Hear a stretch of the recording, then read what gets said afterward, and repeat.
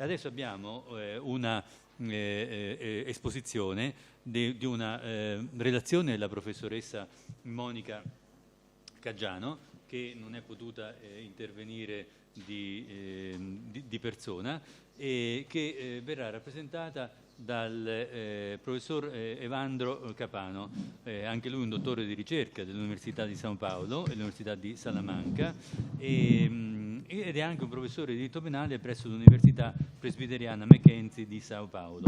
È anche coordinatore della Polizia di Sao Paolo, l'Ufficio di Segreteria della Sicurezza Pubblica, quindi titolato non solo ad esporre, diciamo, questa relazione della professoressa Caggiano, ma anche forse per qualche domanda su come si comporta, qual è l'impostazione della Polizia di Sao Paolo nei confronti di questi reati.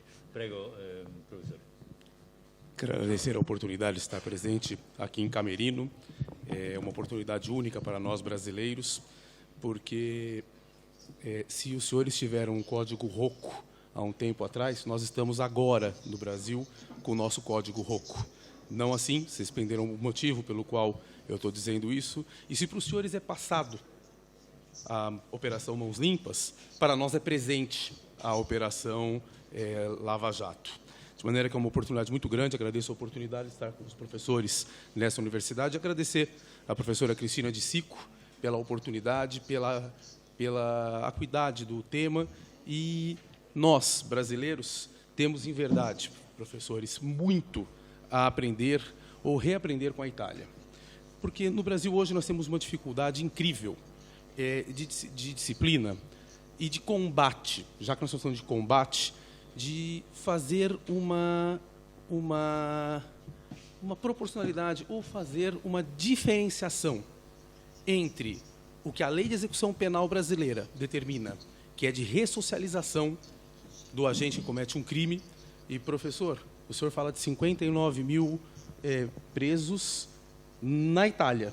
Só no estado de São Paulo nós temos mais de 400 mil presos. Então, para você ver que no Brasil, pela dinâmica e pelo tamanho do país continental que nós temos, tudo é de número abissal para nós. De maneira que a nós tem que ser muito importante a separação daquela situação em que o comum do povo comete um crime e a diferença de inimigo de Estado para nós. Isto para nós é importante. E por que eu digo isso? Porque nossos professores, nossos operadores de direito no Brasil foram formados pela Itália. Nós começamos, depois do Código Canônico, nós tivemos a escola clássica, onde nós aurimos em Carrara, onde nós aurimos toda a discussão em Beccaria. Ou seja, nós tivemos N autores italianos que nos informaram e nos formataram a maneira de pensar um garantismo, um início de garantismo jurídico. Para nós foi muito claro, né, quando o tipo penal se deu a lume, para nós foi muito claro o tipo penal da escola clássica italiana, mas ainda com o livre-arbítrio da Igreja, o que nos levou à construção da pena. Século XIX, nós continuamos aurindo em vocês na Itália. Nós tivemos lá a Sociologia Jurídica, do Enrico Ferri, que muito nos ensinou. Tivemos a escola do Lombroso, positiva, que no Brasil deu, inclusive, identificação criminal para nós. Continuamos na escola italiana. E daí era quase um doente, era quase patológico o crime. De maneira que nós aplicamos a medida de segurança. Tivemos depois, professor, no Brasil, o nosso código é de 1940. É bem verdade que ele foi revogado em 69.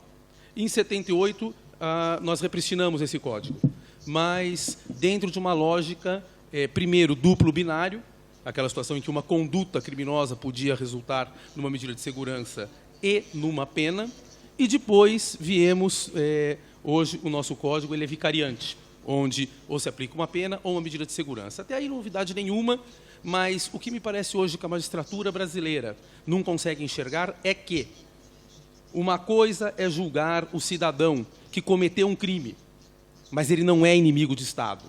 Ele comete uma conduta muito ruim, mas nós precisamos ressocializá-lo.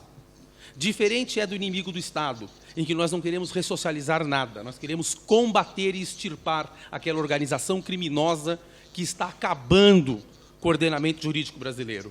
E dentro dessa linha nós dividimos em 3 o combate. Quando eu coordenei a Polícia de São Paulo, era o 3º homem na segurança pública de São Paulo, com uma responsabilidade que me deixou assim um tanto quanto absorvido 25 horas por dia. Nós dividimos o combate em 3 situações. O tráfico de entorpecentes, que desses 400 mil homens, professor, e aí o senhor tem razão na percepção do senhor, 90% dos 400 mil homens que nós temos, 90 não, 83% dos 400 mil homens que nós temos presos na rede do Estado de São Paulo, no Estado de São Paulo apenas, nós somos um país federativo lá, outras 23 unidades federativas, 83% oriundo do tráfico de drogas. E nós denunciamos a encarceração em massa e tudo mais.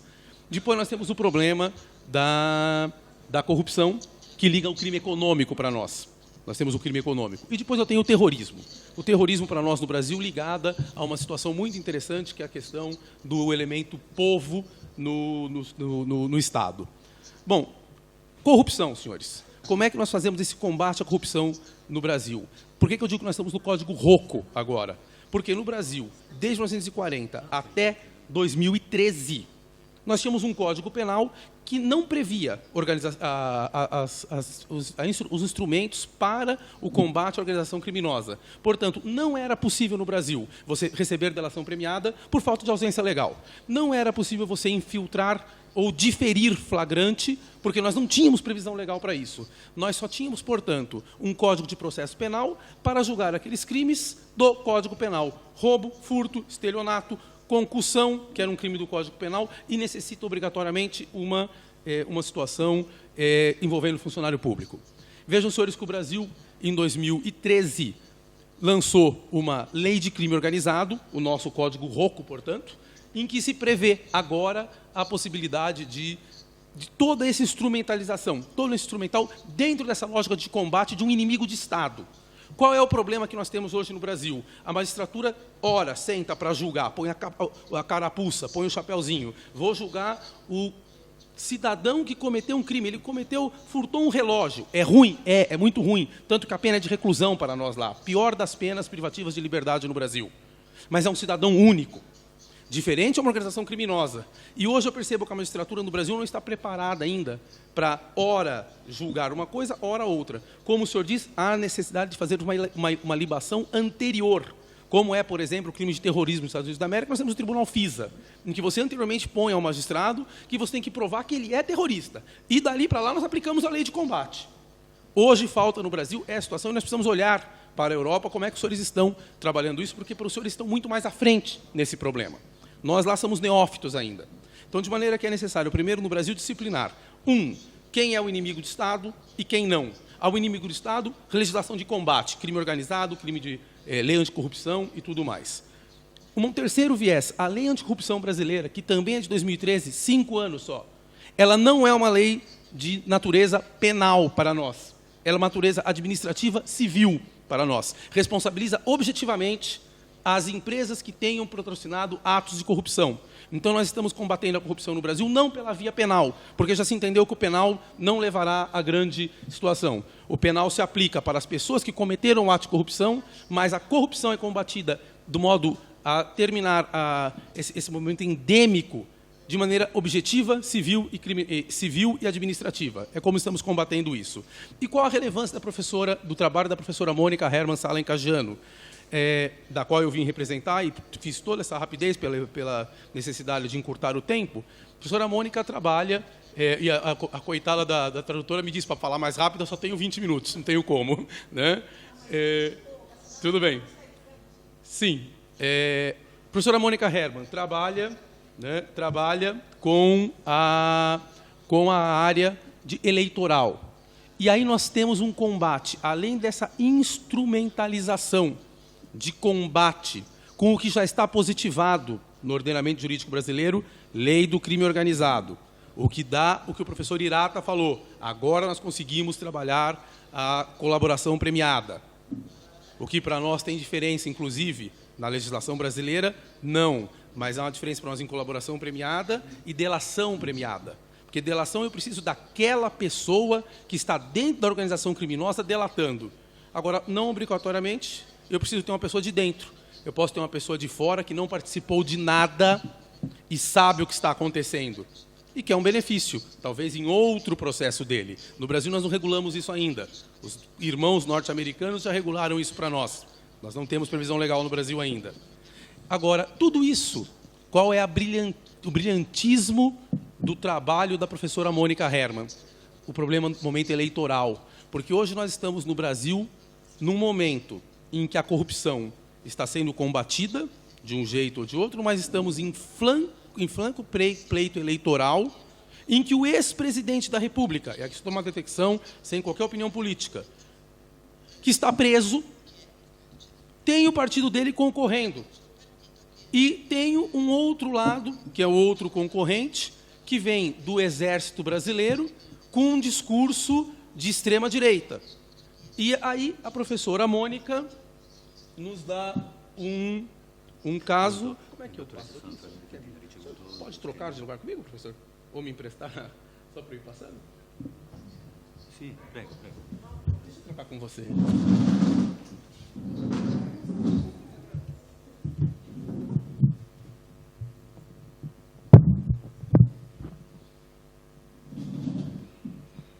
O problema do financiamento das campanhas e o dinheiro na política. A professora Mônica diz simplesmente o seguinte, que a corrupção, quando você pega dinheiro que veio da corrupção da administração pública, em licitações, e esse dinheiro é feito para ser jogado em caixa 2 de campanha, o que acontece? Isso vulnera o equilíbrio no campo da competição pelo poder. 2, produz poluição no campo da disputa eleitoral e, portanto, contamina os resultados de quem vai ser o mandatário que, por óbvio, vai formatar se nós vamos combater de modo A ou se vamos combater de modo B este problema corrupção. Veja que eu reitero para os senhores, o Brasil optou por fazer o combate à corrupção não pela seara do direito penal, e sim pela seara do direito administrativo civil. Nós estamos sufocando, a nossa ideia é sufocar essas empresas do crime economicamente, porque eu não posso colocar a pessoa jurídica na cadeia e colocar essas pessoas na cadeia também a nós não interessa muito. O que nós queremos é extirpar a organização criminosa. Colocar uma pessoa física na cadeia, eu que fui coordenador da Polícia de São Paulo, percebi muito claro isso. Sai um, entra outro. Nós temos que extirpar a organização criminosa.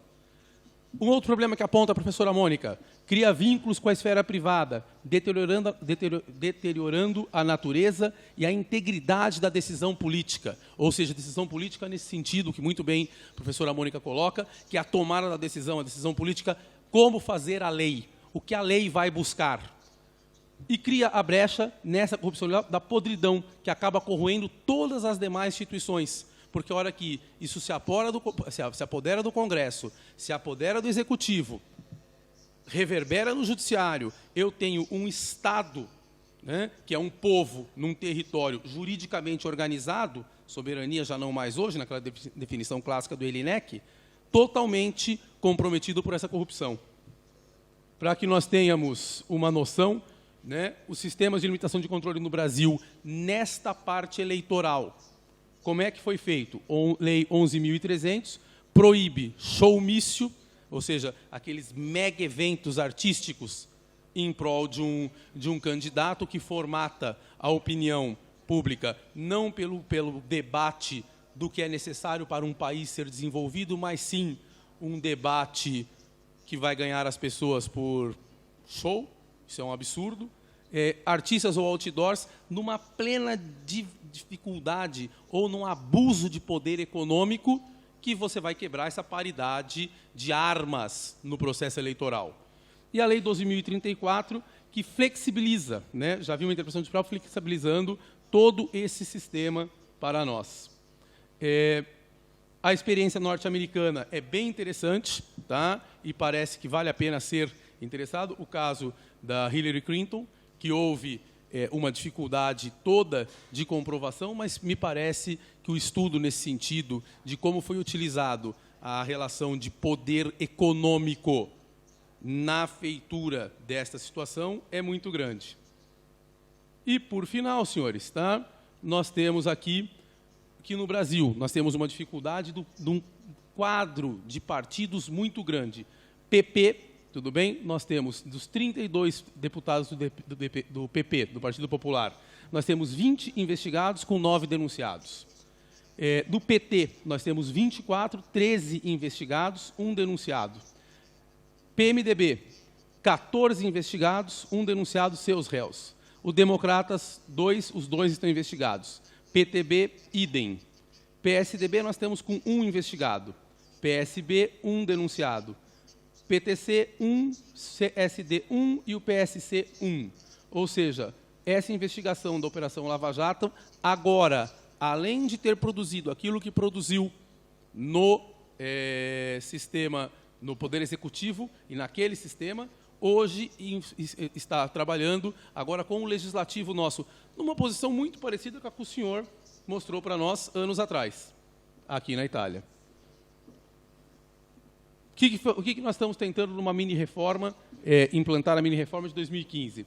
Filiação partidária, tá? 6 meses de abertura de janela, convenções partidárias, registros de candidato, isso foi bom, esse avanço para nós, propaganda eleitoral, tá? Que reduziu de 90 para 45 dias, isso interessantíssimo, porque a gente concentra o debate, propaganda na TV e mudança de partido, essa migração, né, de partido, que não era bom para o Brasil.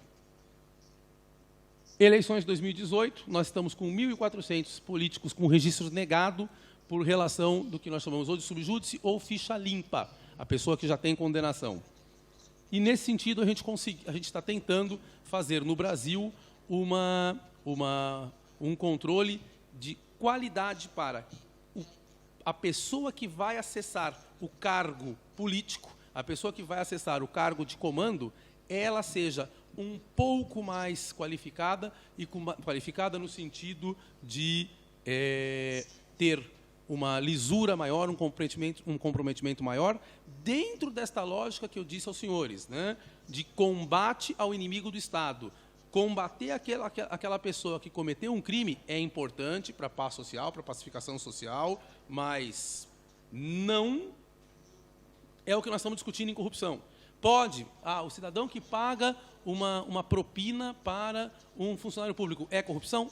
É corrupção, mas não é o combate ao inimigo de Estado, não é o que prevê a lei de crime organizado, não é o que prevê a lei de corrupção no Brasil. Nós precisamos separar joio e trigo, porque eu não posso, e para finalizar, aplicar, por exemplo, e aí aquela resposta das prisões preventivas, o que o senhor denunciou, professor, que aconteceu aqui há um tempo atrás, de prisões, muitas, esperando a delação, no Brasil é atual para nós. Estamos prendendo gente e extorquindo informação das pessoas. Só quero lembrar, para finalizar, que a Constituição brasileira tem no seu artigo 1º, que a República Federativa do Brasil é a união indissolúvel de Estados, municípios e Distrito Federal, somos, portanto, uma república federativa, constitui-se em Estado democrático de direito. Um Estado democrático de direito é a regra clara e anteriormente posta. Tudo bem? E tem como fundamentos, então, no dizer do Kelsen, o fundamento do edifício brasileiro está na soberania, o povo brasileiro se autogoverna, na cidadania, eu gosto da Hannah Arendt, quando ela diz que é o direito de participação, de direitos adquiridos na participação política, e depois a dignidade humana. A dignidade humana tem 5 plexos: físico, moral, intelectual, fé e sucessão. É por isso que uma prisão preventiva, professor, que vulnera esse tipo de plexo, vulnera primeiro o físico, a liberdade de ir e vir, o ius eundi do cidadão, depois o moral, né? E depois acaba por reverberar em todos os outros plexos do ser humano. Me parece que isso é difícil. Para terminar mesmo, isto é inadmissível para o crime do cidadão comum. O Código de Processo Penal não dá esse direito ao magistrado. Primeiro, ele que inclua essa pessoa numa organização criminosa, que tem que ser pelo menos 4 pessoas com penas acima de 4 anos. Né? E eu tenho visto o magistrado decretar a prisão por organização criminosa de 2. Como 2? A lei diz 4, pelo menos. Né? Então, hoje nós temos no Brasil esse tipo de problema, que é muito importante essa troca internacional para que nós possamos ver como os senhores resolveram, ver o futuro é quase uma bola de cristal. Vocês já passaram por isso. Nós estamos passando. É gerúndio para nós. De maneira que eu agradeço a oportunidade de aqui estar. Foi muito produtivo para mim ver as explicações dos professores e fiquei ali, né, pensando em muita coisa que o Brasil tem ainda para aprender e muita coisa que o Brasil tem ainda para construir. Muito obrigado pela oportunidade e são essas palavras que eu tinha em nome da professora Mônica Herman. Muito obrigado.